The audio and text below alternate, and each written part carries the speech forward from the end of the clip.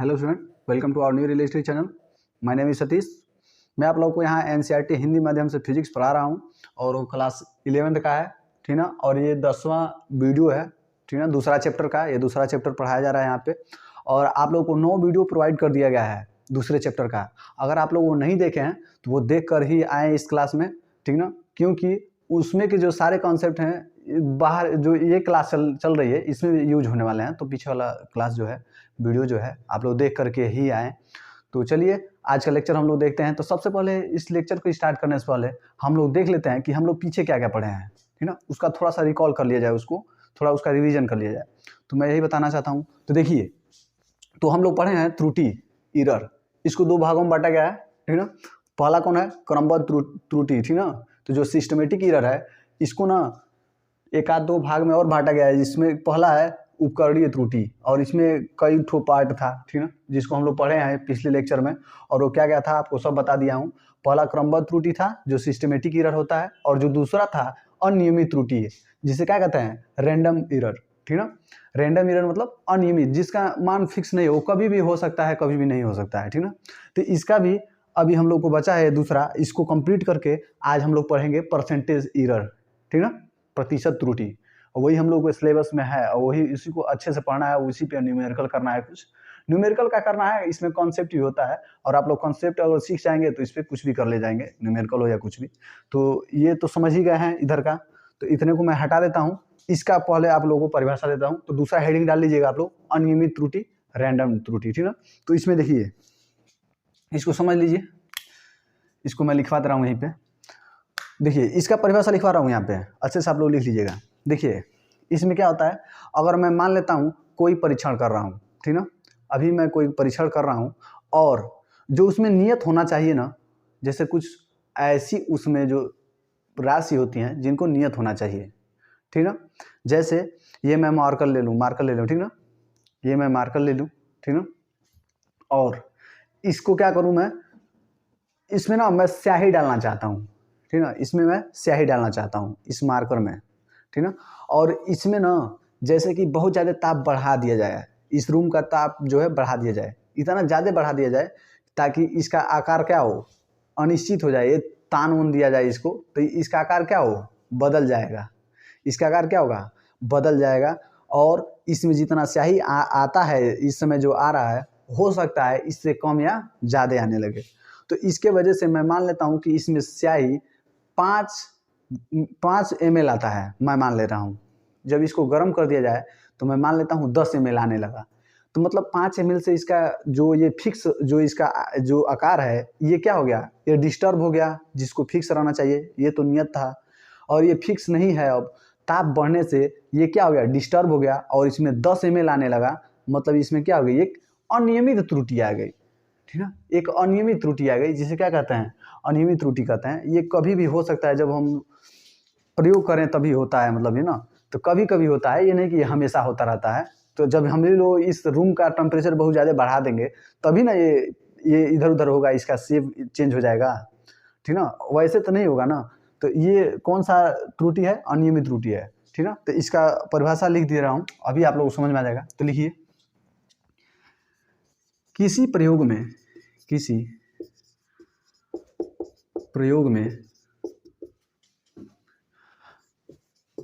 में परिवर्तन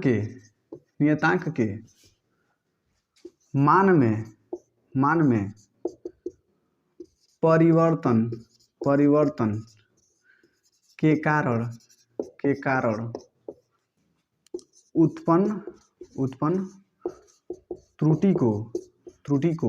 उत्पन्न त्रुटि को अनियमित त्रुटि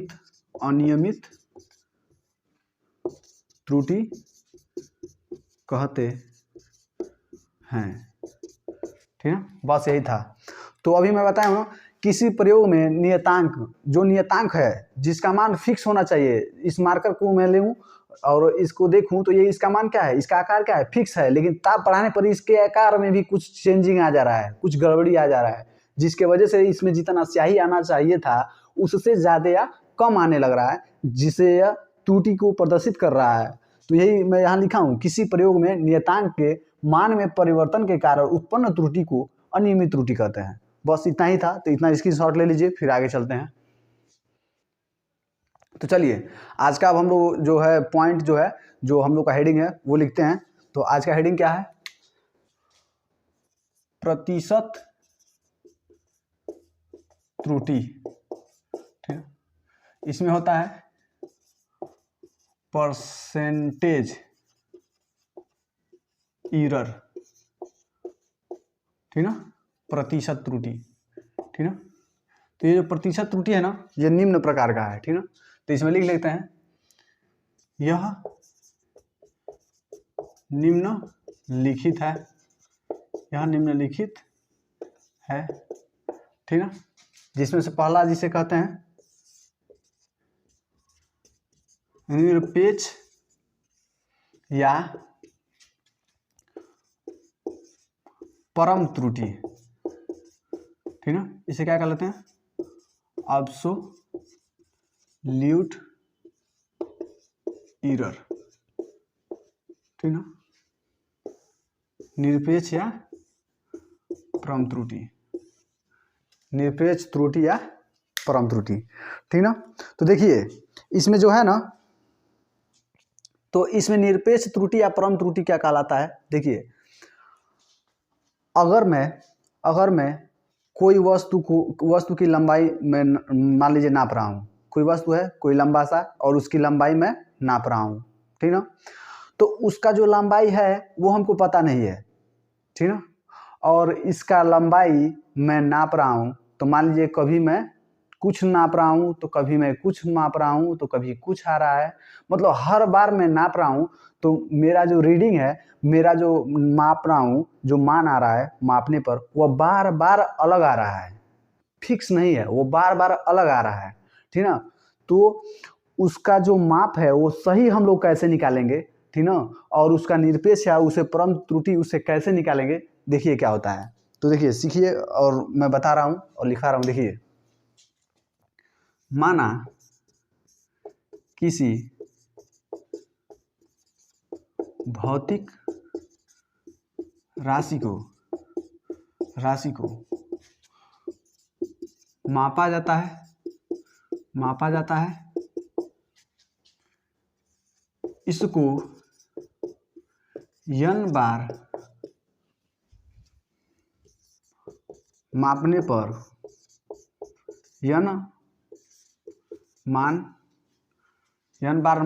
n बार मान क्या निकल आया? पहला मान लेता हूँ x1 है, दूसरा मान लिया x2 बार निकल के आया, दूसरा तीसरा मान लेता हूँ x3 निकल के आया, चौथा मान लेता हूँ x4 आया। बहुत अलग अलग मान आ रहा है। मैं मान लेता हूँ वो कितना बार आ रहा है? xn बार तक आ रहा है, क्योंकि मैं n बार माप रहा हूँ, तो n बार उसका मान निकल के आएगा और सब क्या होगा? कुछ अलग अलग आएगा, ठीक ना। कोई मैं क्या लिया हूँ, कोई वस्तु लिया हूँ और उसके मान को मैं माप रहा हूँ, ठीक ना। जब उसके लंबाई को मैं माप रहा हूँ तो पहला बार कुछ और आ रहा है, दूसरा बार कुछ और आ रहा है, तीसरा बार कुछ और आ रहा है। तो मैं इसको n बार जब इसका मान में इसका लंबाई में माप रहा हूँ तो n बार तो अलग अलग मान आएगा। तो पहला बार x1 आया, दूसरा बार x2 आया, तीसरा बार x3 आया, चौथा बार x4 आया और nवां बार xn आया। इतना समझ आया? Is it clear? तो देखिए, तो कोई वस्तु मैं लिया हूँ और ये मैं माप लिया हूँ। अब आप लोगों को एक और चीज़ जानना है, आप लोग पढ़ चुके होंगे। देखिए क्या? समांतर माध्य को x बार से प्रदर्शित करते हैं, पहली बात, ठीक ना। और देखिए, और मैं किसी अंक का समांतर माध्य लिखूं, मान लेता हूँ 1 से 1 2 3 4 5 6 7 8 तक किसी अंक का समांतर माध्य लिखना है हमको, ठीक। तो कह रहा है समांतर माध्य क्या होगा, कह रहा है कि समांतर माध्य क्या होगा। तो मैं इसका समांतर माध्य कैसे बताऊंगा? तो बताऊंगा कैसे। समांतर माध्य का फार्मूला होता है समांतर माध्य x बार बराबर होता है टोटल संख्या का योग।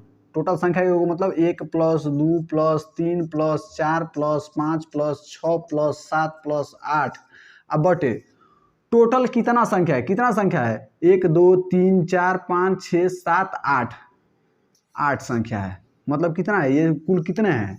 8 है। देखिए 1 2 3 4 5 6 7 8 तो बटे 8। अब इसको जोड़ लीजिए, भाग दे लीजिए, जितना आएगा वही क्या हो जाएगा, उसका समांतर माध्य हो जाएगा, वही क्या हो जाएगा, समांतर माध्य हो जाएगा। तो मतलब समांतर माध्य का मतलब क्या हुआ, समांतर का माध्य आया, समांतर माध्य बराबर होता है x बराबर होता है कुल संख्या का योग, कुल संख्या का योग बटे कुल संख्या, कुल संख्या, यही फार्मूला होता है, यही फार्मूला होता है। और इसी फार्मूला का हम लोग को यहाँ पे यूज करना है, ठीक है। तो अभी मैं समांतर माध्य बताया हूँ, और कितने भी संख्या हो उनका समांतर माध्य कैसे निकाला जाता है, पहले तो समांतर माध्य को x बार से प्रदर्शित किया जाता है। Is it clear. और यहाँ पे देखिए, यहाँ पे मैं दे दिया हूँ 8 तक संख्या दिया हूँ, और कहाँ उसका समांतर माध्य बताइए। तो समांतर माध्य कैसे निकलेगा, इन सब का जोड़ लिख दीजिए ऊपर, और ये कितने लोग हैं, ये कितने लोग हैं, तो 8 लोग हैं। देख लीजिए 1 2 3 4 5 6 7 8, तो 8 कर दीजिए बटे 8, मतलब कुल संख्या का योग बटे कुल संख्या, और यही क्या होता है, समांतर माध्य होता है। तो यहाँ पे अप्लाई किया जाए, ठीक ना, यहाँ पे अप्लाई किया जाए कैसे, समांतर माध्य x बार बराबर, ये कितना है तो सबका योग कर लीजिए, x1 plus x2 plus x3 plus x4 plus dot dot dot dot dot, कितना आएगा x पर xn, मतलब इसमें भी और संख्याएं हो सकती हैं। अब बटे कितने हैं तो n तक हैं, n तक तो हैं, 1 2 3 4 5 6 7 8, जितना बार जोड़ेंगे आप लोग, जितना बार उसको मापेंगे उतनी संख्याएं आएंगी। तो ये n तक क्या है, तो ये बटे n, और यही क्या हो जाएगा, इसका समांतर माध्य हो जाएगा, ठीक है। तो एक काम कीजिए, इतना उतारिए, अभी मैं इसमें आगे और बताता हूँ। तो देखिए अब क्या लिखना है, माना जिस राशि को मापा जा रहा है उसकी लंबाई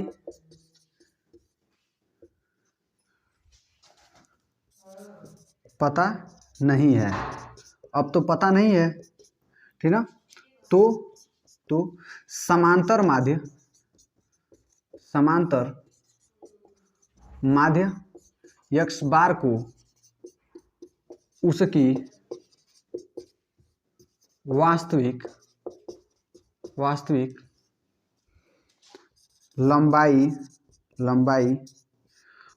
मान लेते हैं। तो अब क्या किया गया है, अब जिस वस्तु को हम लोग माप रहे हैं उसकी लंबाई अगर हम माप रहे हैं, तो उस वस्तु की लंबाई हम लोग को एग्जैक्ट वो कितना है वो तो पता नहीं है, लेकिन उसको हम बार बार माप रहे हैं और बार बार अलग अलग मान आ रहा है। तो हम लोग क्या करते हैं, उन जितने भी बार हम लोग उसको मापे हैं उन सभी का समांतर माध्य निकाल लिया जाता है। और समांतर माध्य क्या होता है अभी मैं समझाया हूँ। और उस समांतर माध्य को हम लोग मान लेते हैं, उस वस्तु की लंबाई है। समांतर माध्य कुछ निकलेगा, और उस कुछ जो समांतर माध्य निकला है उसको हम लोग क्या मान लेते हैं, x बार को क्या मान लेते हैं, उसकी वास्तविक लंबाई मान लेते हैं। इतना समझ में आया। तो इतना का स्क्रीनशॉट लीजिए। तो देखिए अभी हम लोग समांतर माध्य इतना निकाले हैं, और जिस वस्तु को हम लोग माप रहे हैं उसकी वास्तविक लंबाई तो हम लोग पता नहीं है, तो हम लोग इस समांतर माध्य का जो मान है इसी को हम लोग मान लेते हैं जो क्या है उसकी वास्तविक लंबाई है। अभी मैं लिखवाया था यहाँ पे, अब मैं लिखवा रहा हूँ फिर से, आगे देखिए, उसके आगे लिखिएगा, इसको मत लिखिएगा, अब जो लिख रहा हूँ उस वहाँ से लिखिएगा। देखिए तो लिखिए, अतः वास्तविक मान तथा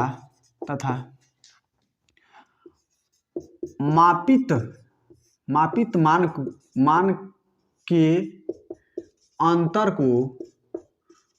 को निरपेक्ष या परम त्रुटि कहते हैं।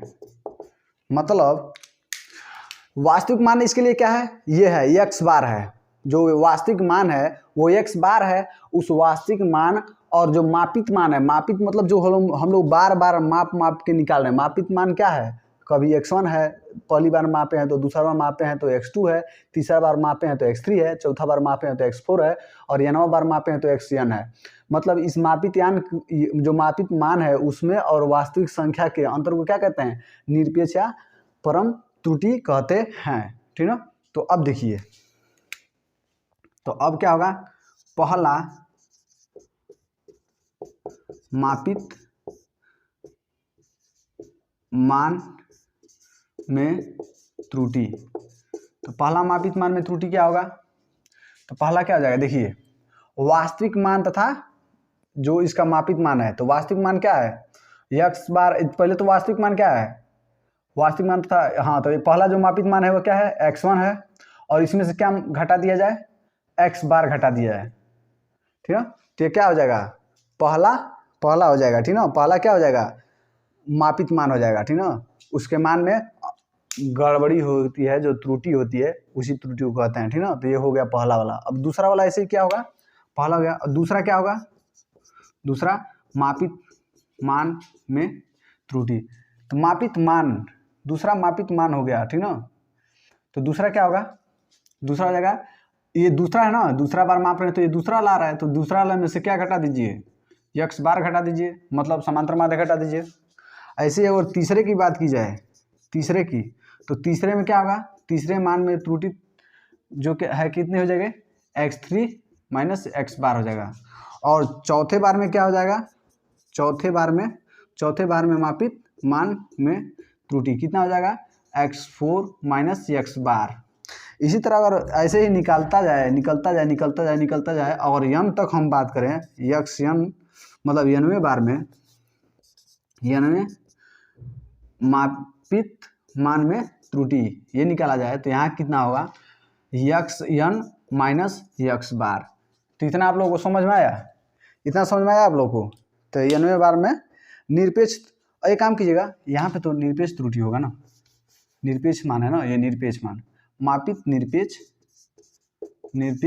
मान, तो मापित निरपेक्ष मान है। ठीक ना। तो पहला मापित निरपेक्ष मान क्या होगा? तो पहला क्या होगा? x1 में से यही ना है पहला, ये पहला है, दूसरा है, तीसरा है, चौथा है, तो इस पहले में से बस। तो पहला मापित निरपेक्ष मान कितना हो गया? x1 माइनस x बार। दूसरा कितना हो गया मापित निरपेक्ष मान? ये हो जाएगा, दूसरा है x2, तो x2 में से रियल मान, वास्तविक मान को घटा दीजिए। ठीक ना। तो ये जो पहला वाला है वो क्या है? मापित और माइनस क्या है? वास्तविक मान। ठीक ना। अब वास्तविक किसे कहते हैं? x बार को कहते हैं। x बार को क्या कहते हैं? मापित कहते हैं। यही आप लोगों का फॉर्म है, इसी फॉर्म में लिखा जा रहा है। देख लीजिए, मापित को पहले किया गया है, पहला मापित x1 है, दूसरा मापित x2 है, तीसरा मापित x3 है, चौथा मापित x4 है और नवां मापित xn है। और उसमें से सब में से क्या गया है? वास्तविक मान को घटा दिया गया। वास्तविक जिसको किसे माने है? वास्तविक मान। इसे x बार को, x बार मतलब समांतर माध्य को, समांतर माध्य को क्या मान लिया हम लोग? x बार को वास्तविक मान लिया है, तो सब में से x बार घटा दीजिए। देख लीजिए, सब में से x बार घटाया गया है। ठीक ना। तो अब लिख लिया जाए, कुल मापित निरपेक्ष मान। कुल मापित निरपेक्ष मान क्या हो जाएगा? तो हो जाएगा, ये जो जितने हैं ये सब, ठीक ना, ये जितने हैं सबको क्या किया जाए? सबका जो मान है। अच्छा, इसको एक और काम किया जा सकता है।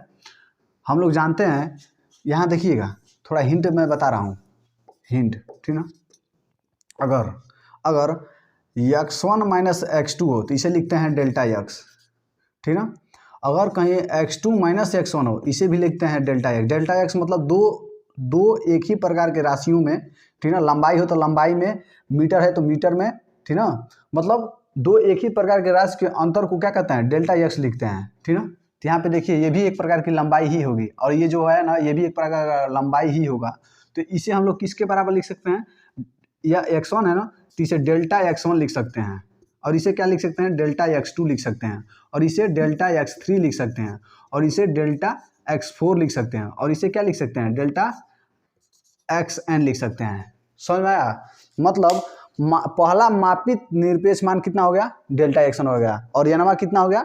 डेल्टा xn हो गया। ठीक है। ये सब क्या है? निरपेक्ष मान है। ठीक ना। मापित निरपेक्ष मान है। तो कुल मापित निरपेक्ष मान अब कितना हो जाएगा, पहला कितना है delta x1 plus delta x2, तीसरा कितना है डेल्टा x3, चौथा कितना है डेल्टा x4 और डॉट डॉट डॉट कहाँ तक है यन तक है, तो डेल्टा x यन। तो यहाँ आप लोग सही कर लीजिएगा, ठीक ना। यहाँ क्या है तो डॉट डॉट डॉट अब प्लस, उसी में प्लस है डेल्टा x यन तक, अब पूरे का बटे, फिर समांतर माध्य यहाँ निकाला जा रहा है, ठीक ना। यहाँ फिर समांतर माध्य निकाला जा रहा है और ये क्या है, ये किसका मान है, तो इसे हम लोग कह सकते हैं डेल्टा x बार। ये भी क्या है एक समांतर माध्य है और पूरा टोटल कितना अंक है, कितना संख्या है, तो यन है। तो बस हो गया, यन हो गया, ठीक ना। तो इतना आप लोग को समझ में आया, तो इतना आप लोग को समझ में आ ही गया होगा। तो यही है, ये क्या है निरपेक्ष मान है, निरपेक्ष या परम त्रुटि, इसे क्या कहते हैं आप लोग देख ही लिए। अब पूरा समझ ही गए हैं, इसका एक स्क्रीनशॉट लीजिए। तो देखिए अब अगला क्या है, जो दूसरा है इसमें का पहला तो हम लोग समझ गए, अब दूसरा क्या है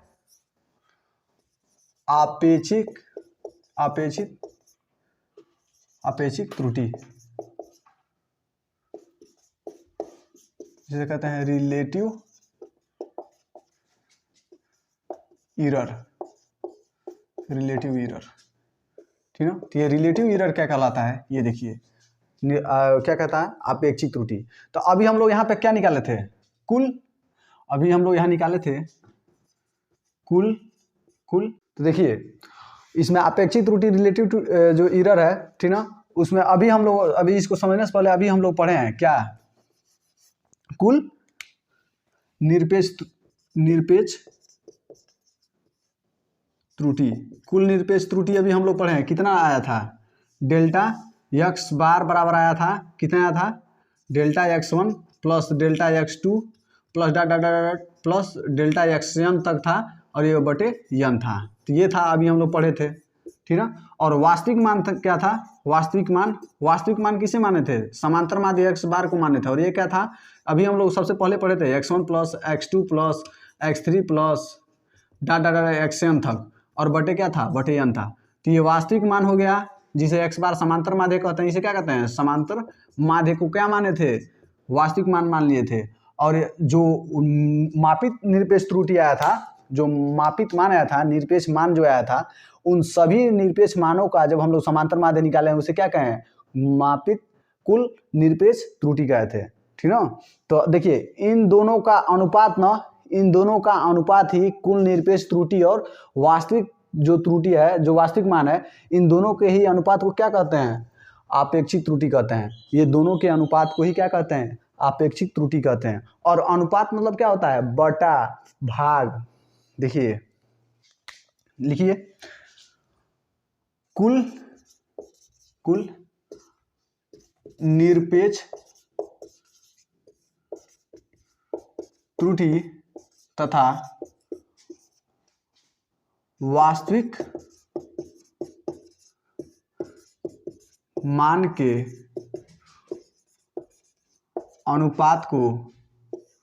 अनुपात को आपेक्षिक त्रुटि कहते हैं, ठीक है। ये कभी कभी मैं ऐसे दे रहा हूँ जो मंत्र है, कभी कभी ऐसे दे रहा हूँ, तो आप लोग थोड़ा समझ लीजिएगा कैसे होता है, मुझे पता नहीं है अच्छे से, क्योंकि मैं हिंदी का टीचर नहीं हूँ। थोड़ा ये गलत हो जाएगा तो आप लोग सही कर लीजिएगा, ठीक ना। बस मेरा कॉन्सेप्ट समझिए, मैं फिजिक्स पढ़ा रहा हूँ, बस फिजिक्स को समझिए। देखिए तो ये क्या कहा है कि कुल निरपेक्ष त्रुटि तथा वास्तविक मान के अनुपात को आपेक्षिक त्रुटि कहते हैं। तो आपेक्षिक त्रुटि क्या हो जाएगा, आपेक्षिक त्रुटि बराबर हो जाएगा कुल निरपेक्ष का मान क्या है, लिख लीजिए कुल निरपेक्ष त्रुटि अपान वास्तविक मान, इतना हो गया। इसी को कहते हैं, देख लीजिए इसी को कहते हैं। तो फिर आपेक्षिक त्रुटि बराबर कुल निरपेक्ष त्रुटि को क्या कहते हैं, डेल्टा x बार से दिखाते हैं। डेल्टा x बार इसी में है, अब बटा है तो बटे, इसी बटा मतलब क्या होता है, भाग होता है, इसी का मतलब भाग भी होता है, और इसी का मतलब अनुपात भी होता है, ठीक ना, और इसी का मतलब अपान भी कहते हैं, ठीक ना। तो ये हो गया, अनुपात भी हो गया, भाग भी इसी को कहते हैं, ठीक ना। तो अनुपात का है मतलब क्या है, इन दोनों का भाग, ठीक ना। अनुपात मतलब क्या होता है, भाग, अनुपात मतलब होता है भाग, देख लीजिए। और वास्तविक मान किसे कहते हैं, यक्स बार को कहते हैं, और यही क्या कहलाता है आप लोगों का, आपेक्षिक त्रुटि कहलाता है। तो यही आप लोगों को समझ में आ गया, देख लीजिए। तो आपेक्षिक त्रुटि हो ही गया, तो इसका स्क्रीनशॉट लीजिए, आप लोग समझ गए। अब देखिए अब क्या होगा, प्रतिशत, अभी प्रतिशत वाला पढ़े हम लोग ना, प्रतिशत वाला। तो प्रतिशत आपेक्षित त्रुटि, इसमें क्या होगा, प्रतिशत जो अपेक्षित त्रुटि है वो क्या होगा, इन दोनों में बस 100 का गुणा कर दिया जाए, 100% का, मतलब डेल्टा यक्स बार अपान यक्स बार गुणे 100%। तो यही क्या हो गया हम लोग का, हो गया, ये क्या हो गया, प्रतिशत वाला। हेडिंग डाल लीजिएगा यहाँ पे, प्रतिशत। तो प्रतिशत वाला हेडिंग में क्या हो गया, इतना तक नोट किए ना, उसके नीचे एक हेडिंग डालिएगा प्रतिशत, तो प्रतिशत त्रुटि डाल दीजिएगा, ठीक ना, प्रतिशत त्रुटि, मैं ही लिख दे रहा हूँ थोड़ा, प्रतिशत त्रुटि। तो प्रतिशत में त्रुटि कैसे होगा, तो प्रतिशत अपेक्षित त्रुटि क्या हो जाएगा, प्रतिशत अपेक्षित त्रुटि हो जाएगा, ये जो अपेक्षित त्रुटि है उसमें 100% का गुणा कर दिया जाए, बस उसमें क्या करना है, बस याद रखिएगा 100% का बस गुणा कर देना है, बस जैसे हम इसका 100% से गुणा करेंगे तो ये प्रतिशत अपेक्षित त्रुटि हो जाएगा। इतना आप लोग समझ गए, ये कंप्लीट हो गया, इसको स्क्रीनशॉट लीजिए। तो चलिए अब देखते हैं जो हम लोगों का अगला जो हेडिंग है वो तीसरा, जो वो क्या है, तो देखिए जो तीसरा है वो है त्रुटियों का संयोग, त्रुटियों का संयोग, इसको क्या कहते हैं, कॉम्बिनेशन ऑफ एरर, ठीक ना, त्रुटियों का संयोग। इसको समझने से पहले हम लोग एक एक मतलब एग्जाम्पल समझते हैं, उदाहरण, ठीक ना। तो देखिए हम लोग क्या जानते हैं, ये क्या है, हिंट है, ठीक ना, हिंट समझते हैं, ठीक ना, हिंट है। देखिए हिंट में क्या है, मैं क्षेत्रफल ले रहा हूँ ना, क्षेत्रफल बराबर होता है लंबाई गुणे चौड़ाई, ठीक ना। और मैं अगर आयतन को लेता हूँ, आयतन को, तो आयतन बराबर होता है लंबाई गुणे चौड़ाई गुणे ऊंचाई, इतना होता है ना। तो देखिए ये जो क्षेत्रफल है इन दोनों पे निर्भर कर रहा है, ये जो आयतन है इन तीनों पे निर्भर कर रहा है।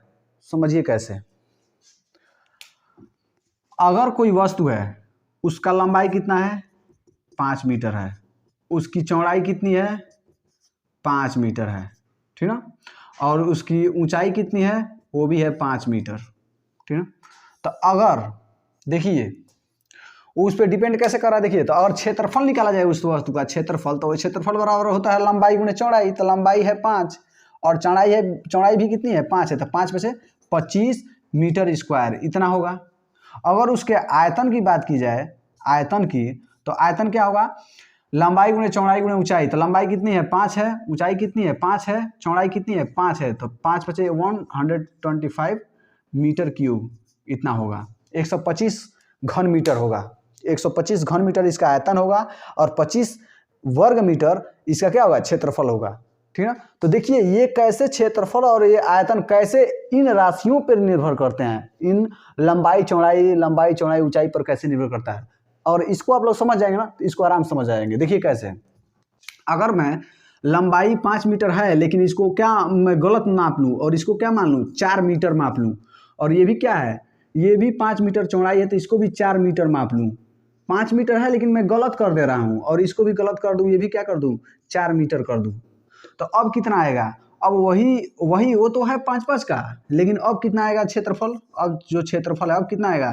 तो 4 चौका 16 मीटर स्क्वायर आएगा उसका क्षेत्रफल। और आयतन का बात किया जाए तो आयतन कितना आएगा, तो आयतन आएगा 16 चौको 64 मीटर क्यूब इतना आएगा, घन मीटर आएगा। अब देखिएगा इस पर निर्भर कर रहा है कि नहीं, लंबाई चौड़ाई पे निर्भर कर रहा है कि नहीं, यानी लंबाई चौड़ाई ऊंचाई को हम लोग गलत कर दे रहे हैं तो इसका क्षेत्रफल और आयतन दोनों गलत होने लगा। मतलब ये लंबाई चौड़ाई ऊंचाई पर ये निर्भर करता है। जब उसको गलत करेंगे तो ये भी गलत हो जाएगा, जब उसको सही कर देंगे तो ये भी सही हो जाएगा।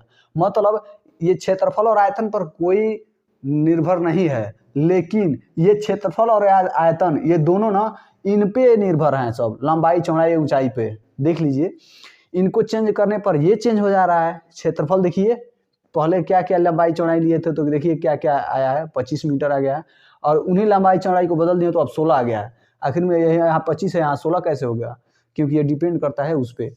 तो यही बात यहाँ पे, यही काम लिखना है, ठीक ना। तो यहाँ पे क्या लिखना है, माना कोई राशि यक्स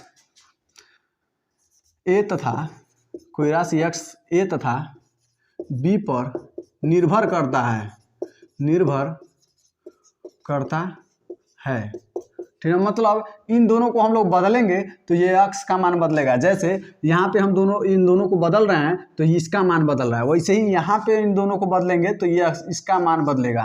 तो ये क्या कर रहा है, इस पे निर्भर कर रहा है, ठीक ना। तो देखिए, तो अगर हम लोग इस पे आगे किया जाए, ठीक ना, तो लिखा है यदि ए का निरपेक्ष मान क्या है, निरपेक्ष मान क्या आएगा, डेल्टा ए आ जाए, ठीक ना। बी का निरपेक्ष मान कितना आ जाएगा, डेल्टा बी आ जाए। तो देखिए, तो ए का निरपेक्ष मान डेल्टा ए, बी का निरपेक्ष मान डेल्टा बी, तो ए का मान कितना हो जाएगा, ए का मान पूरा देखिए कितना होगा, जो स्मॉल ए का मान है उसका पूरा मान क्या होगा, ये और प्लस ये, इन दोनों को क्या किया जाए, लेके जोड़ दिया जाए इन दोनों का, मतलब ए प्लस क्या हो जाएगा, डेल्टा ए, ठीक ना। और बी का मान क्या हो जाएगा, देखिए इसमें प्लस माइनस लिखा जाता है, कभी जोड़ा जाता है कभी घटाया जाता है, ये बाद में बताऊंगा, तो प्लस माइनस कर लीजिएगा। बी का मान क्या हो जाएगा, ऐसे ही क्या हो जाएगा, B plus minus delta B हो जाएगा। इतना आप लोग समझ में आया। तो देखिए, और यक्स का लिया जाए, यक्स का, तो यक्स का क्या हो जाएगा, यक्स का मान क्या हो जाएगा, यक्स का मान बराबर हो जाएगा x plus minus delta x, ठीक है। इतना आप लोग को मान समझ में आया। देख लीजिए क्या किया हूँ, इसका और इसका प्लस माइनस के साथ जोड़ दिया हूँ, और इसके साथ मतलब बी के साथ क्या किया हूँ, इसका मान प्लस माइनस के साथ जोड़ दिया हूँ। देखिए, ए का यहाँ ले लिया हूँ, और इन दोनों का मान प्लस माइनस के साथ जोड़ दिया हूँ, और बी का यहाँ लिया हूँ और प्लस माइनस के साथ इन दोनों को जोड़ दिया हूँ, और एक्स का मान यहाँ लिया हूँ, और इसमें भी जैसे इन दोनों को जोड़ा हूँ ऐसे ही इन दोनों को जोड़ दिया हूँ। तो इतना आप लोगों को समझ में आया, तो इतना ही बस था। और देख लीजिए, प्लस माइनस करके जोड़ना है, प्लस माइनस, और प्लस माइनस करना ही है, ठीक ना। और ये क्यों हो रहा है तो आप लोग थोड़ा समझने का प्रयास कीजिएगा, इतना अभी मैं आगे समझा दूंगा, ठीक है। तो इतना आप लोग स्क्रीनशॉट लीजिए। तो देखिए, फिर अब इसमें से जो तीसरा है, तो इसमें से एक पहला क्या आता है, अभी मैं बताया हूँ, अभी मैं क्या क्या बताया हूँ। ए बराबर हम लोग लिख सकते हैं, क्या लिख सकते हैं, ए plus minus delta A. B बराबर लिख सकते हैं B plus minus delta B, और यक्स बराबर लिख सकते हैं x plus minus delta x. इतना आप लोग को समझ में आया। अभी यही बताया हूँ पीछे, अभी इसका यूज करेंगे हम लोग। देखिए, अब यहाँ पे मैं बताया हूँ, तो अभी मैं इसमें लिखवाया था, क्या लिखवाया था, यक्स ए तथा बी पर, एक्स तथा बी पर निर्भर करता है, ठीक ना। तो देखिए, अब इसमें से जो पहला है वो क्या रहेगा, योग का नियम, योग का, ठीक ना। तो योग का हमको संयोग देखना है, तो कैसे होगा योग का, इन एडिशन, ठीक है। तो इन एडिशन में क्या होगा, देखिए, तो योग है ना, तो इसमें राशि क्या है, यक्स है, और इसका योग का नियम देखना है ना। तो योग मतलब क्या होगा, इसी पे निर्भर कर रहा है ना, तो इसी को जोड़ दीजिए, ए प्लस बी। योग मतलब क्या होता है, योग मतलब होता है जोड़ घटाना जो पढ़े हैं ना, योग का मतलब होता है जोड़, देख लीजिए, और यही है, ठीक ना। यक्स है, ए है, बी है। अब देखिए यक्स के स्थान पर हम लोग क्या लिखना है देख लीजिए। यक्स के स्थान पर x plus minus delta x, b के स्थान पर b plus minus delta x, a के स्थान पर a plus minus delta x लिख दीजिए। यक्स के स्थान पर हम लोग लिख सकते हैं x plus minus delta x, इसको समीकरण 1 मान लीजिए, बराबर। अभी इसको क्या लिख सकते हैं, ए plus minus delta A, plus B को क्या लिख सकते हैं, B plus minus delta B, ठीक है। तो इसको रहने दीजिए x plus minus delta x, बराबर। इसको क्या लिख सकते हैं, ए और बी को एक पास कर लिया जाए तो ए प्लस बी, यहाँ क्या लिखा जा सकता है, प्लस माइनस डेल्टा ए, और फिर यहाँ पे लिखा जाएगा प्लस माइनस डेल्टा बी। अब देखिएगा जहाँ पे ए और प्लस बी है, जहाँ ए प्लस बी है उतना बराबर एक्स लिख सकते हैं कि नहीं, ठीक है। तो यहाँ लिख दीजिए x plus minus delta x बराबर, जहाँ ए प्लस बी है, जहाँ ए प्लस बी है वो एक्स के बराबर है तो यक्स कर दीजिए, यहाँ पे फिर प्लस माइनस डेल्टा यक्स डेल्टा ए और प्लस माइनस डेल्टा बी। इतना समझ आया। जहाँ देखिए ए प्लस बी है, जहाँ ए प्लस बी है वहाँ पे एक्स लिखा जा सकता है, तो यहीं प्लस बी के स्थान पर एक्स तो रख दिया हूँ इन दोनों के स्थान पे बस। तो अब देखिए यक्स और एक्स तो कट जाएगा, अब बचा क्या, प्लस माइनस डेल्टा यक्स बराबर। अब देखिए इसमें से ना मैं प्लस माइनस कॉमन कर लेता हूँ तो कुछ नहीं बचेगा, तो यहाँ पे क्या बचेगा, delta A plus delta B, इतना बच जाएगा, ठीक है। तो अब देखिए अब ना प्लस माइनस में काट दे रहा हूँ, तो अब क्या बचा, डेल्टा एक्स बराबर क्या बच गया, delta A plus delta B, इतना बच गया, बचा ना। अब इसमें देखिए, और इसमें क्या करना है, अब इसमें आप लोगों को देखिए दोनों पक्षों में, मतलब इस पक्ष में और उस पक्ष में, दोनों पक्षों में यक्स से भाग देने पर, तो अब क्या होगा, यहाँ पे तो है डेल्टा एक्स, तो डेल्टा एक्स, यहाँ पे एक्स से जब भाग देंगे तो बटे एक्स हो जाएगा, बराबर है तो बराबर। यहाँ पे क्या है, डेल्टा ए है प्लस डेल्टा बी है, अब पूरे का बटे क्या हो जाएगा, यहाँ पे भी बटे एक्स से भाग देना है, समझ में आया। तो अब देखिए अब यहाँ पे तो हो गया डेल्टा एक्स अपान एक्स बराबर। अब देखिए क्या होगा, जहाँ एक्स है वहाँ पे ए प्लस बी रख सकते हैं कि नहीं, तो लिख दीजिए यक्स बराबर ए प्लस बी रखने पर बस। तो ऊपर क्या है, डेल्टा ए और प्लस डेल्टा बी, अब बटे यक्स के स्थान पर रख दीजिए ए प्लस बी, ठीक है। और इसका प्रतिशत त्रुटि क्या होगा, प्रतिशत, ये तो हो गया सिर्फ त्रुटि है, ये तो त्रुटि आ गया, त्रुटि इतना आ गया, ठीक है। ये तो सिर्फ त्रुटि है, वो भी किस में, योग में त्रुटि आया है इतना, ठीक है, योग में त्रुटि आया है। अब प्रतिशत योग में त्रुटि, ठीक है। अब प्रतिशत योग में त्रुटि कितना आएगा, तो देखिए इधर क्या है, डेल्टा एक्स अपान एक्स, अब इसमें भी 100% से गुणा कर दीजिए, अब बराबर इसमें भी कर दीजिए delta A plus delta B upon A plus B, इन दोनों में गुणे 100%, और यही क्या हो जाएगा आप लोगों का योग में प्रतिशत त्रुटि, यही आप लोगों का फार्मूला हो गया।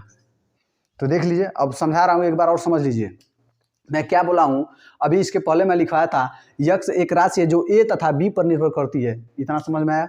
और मैं बोला हूँ योग मतलब क्या है, इन एडिशन में क्या बोला हूँ, ये जो है इन दोनों पे निर्भर कर रही है ना, तो इन्हीं दोनों का पकड़ के जोड़ दीजिए। तो देखिए यक्स बराबर हो गया ए प्लस बी, मैं बोला हूँ यक्स बराबर लिख सकते हैं x plus minus delta x, b बराबर लिख सकते हैं B plus minus delta b, a बराबर लिख सकते हैं ए प्लस माइनस डेल्टा ए। अभी हम लोग पीछे पढ़े हैं, तो बस पीछे पढ़े हैं तो उसको उठा के इन दोनों के जगह पे, मतलब इन सब के जगह पे रख दीजिए। अब मैं क्या हूँ, इन दोनों का मान रख दिया हूँ और इसमें से ए प्लस बी को एक पास कर दिया हूँ और ए प्लस बी के स्थान पर एक्स का मान रख दिया हूँ, तो रख दिया हूँ, ठीक ना।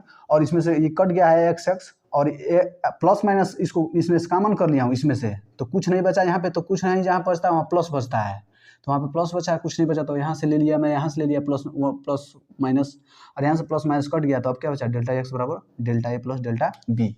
अब मैं क्या कहूँ, दोनों पक्षों में एक्स से भाग कर दिया हूँ, तो अब कितना हो गया, डेल्टा एक्स अपान एक्स हो गया है, बराबर है तो बराबर हो गया, delta A plus delta B में भी एक्स से भाग दिया हूँ।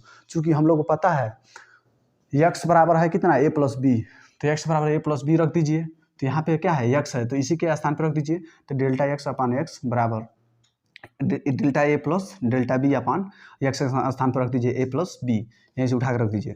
ये तो सिर्फ योग में त्रुटि था। अब प्रतिशत त्रुटि कैसे होगा, इसमें 100% से गुणा कर दीजिए। बस देख लीजिए, इसमें 100% से गुणा कर दिया हूँ, इसमें भी 100% से गुणा कर दिया हूँ। बस यही है आपका योग में त्रुटि, इतना स्क्रीनशॉट। तो चलिए आज का लेक्चर यहीं तक रहने देते हैं। आज का भी लेक्चर हम लोग का बहुत ही कंसेप्चुअल था, तो आई होप आप लोगों को पूरा समझ में आया होगा। तो आप लोगों को समझ में आया होगा तो मुझे सपोर्ट करते रहिए। चलिए फिर मिलते हैं नेक्स्ट क्लास में। Love you all, bye bye, take care.